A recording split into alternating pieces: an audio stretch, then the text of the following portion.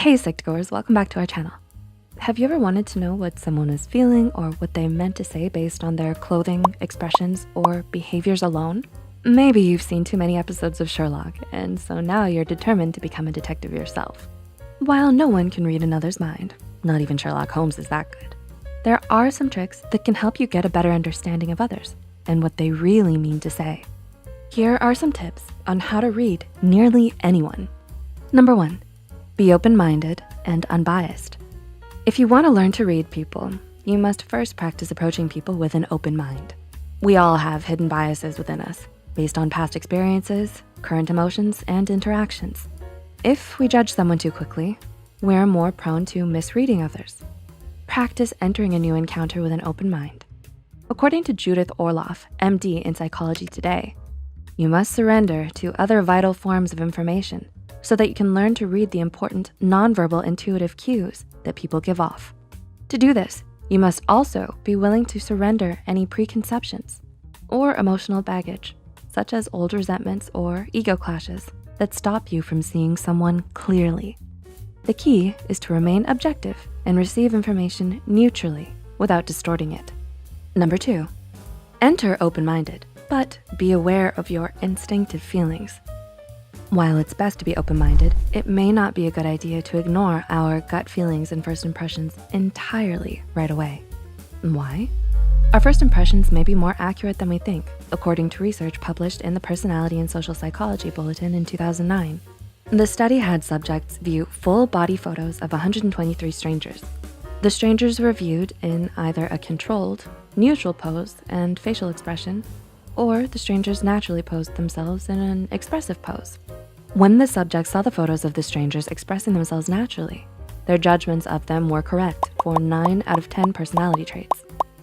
Sometimes when we look at how others choose to generally represent themselves through unique fashion, photos, and poses, we may just be right in the basis of our first impressions. Now the real trick is to know the intricacies of them more than just how they choose to present themselves. Number 3, notice their posture. Posture can reveal a lot about someone. Maybe they hold their head high because they've had a good day, or maybe they're slumping in their seat because they didn't quite get a full night's rest. According to Judith Orloff, MD, notice if someone holds their head high in a manner of confidence, or maybe they have a strong ego and puff out their chest.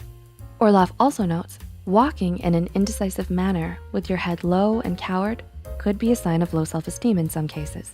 Posture can reveal so much about how someone is feeling for the day. So keep an eye out. If they're falling asleep in their chair during class time, you don't need to be Sherlock Holmes to guess how tired they are. Number 4, notice what they're wearing. According to personality psychologist at the University of Texas, Sam Gosling, we should notice what people choose to tell us about their appearance.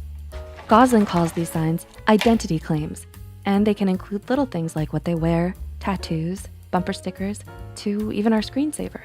Gosling explains that identity claims are deliberate statements that we make about our attitude, goals, values, etc. One of the things that are really important to keep in mind about identity claims is because these are deliberate, many people assume we are being manipulative with them and we're being disingenuous. But I think there's little evidence to suggest that that goes on.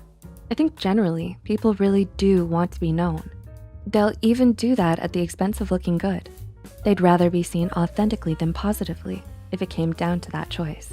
So pay attention to what people want to convey about themselves. They're likely truthful to a good degree. Number 5, pay attention to their normal behavior and personality.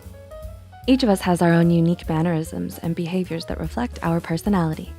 It's important to get a baseline for how someone acts before jumping to conclusions. If you notice someone is nervously tapping their foot at your party, does that mean they have something to hide? Or do they just not like parties, or simply have a habit of tapping their foot? Once you get the baseline on their common behavior and personality, you'll have an easier time reading them when they deviate from their normal behavior. And number 6, look out for certain facial expressions. There are a few common facial expressions that can give way to what someone is really thinking or feeling. When someone's jaw is clenched and they grind their teeth, that can be a sign of tension. Someone may just be feeling bitter, angry, or contempt if their lips are pursed. Deep frown lines forming? You can bet they're definitely worried or overthinking. Want to know if someone is genuinely smiling in delight? Look for what is called a Duchenne smile. According to Healthline, this occurs when the zygomaticus major muscle lifts the corners of your mouth at the same time the orbicularis oculi muscles lift your cheeks and crinkle your eyes at the corners. It's the type of smile that reaches up to your eyes, causing those wrinkles known as crow's feet to appear. This type of smile appears when someone is genuinely happy, as opposed to a polite and kind smile, or even a forced smile. And there could even be an easier way to interpret different smiles. Cardiff University's Magdalena Reichlowska and her colleagues of researchers developed a classification of smiles and their effect on others with the help of a complex modeling program used in 2017. When you're giving positive feedback, you can often show what Reichlowska calls the reward smile. This is when your lips are naturally pulled directly upwards and eyebrows lift, and you form small dimples at the sides of your mouth. The dominant smile communicates friendship and liking. This includes pressing your lips together along with the appearance of the small dimples. Lastly, the dominant smile is when your upper lip is raised. You wrinkle your nose and your cheeks get pushed upwards while smiling.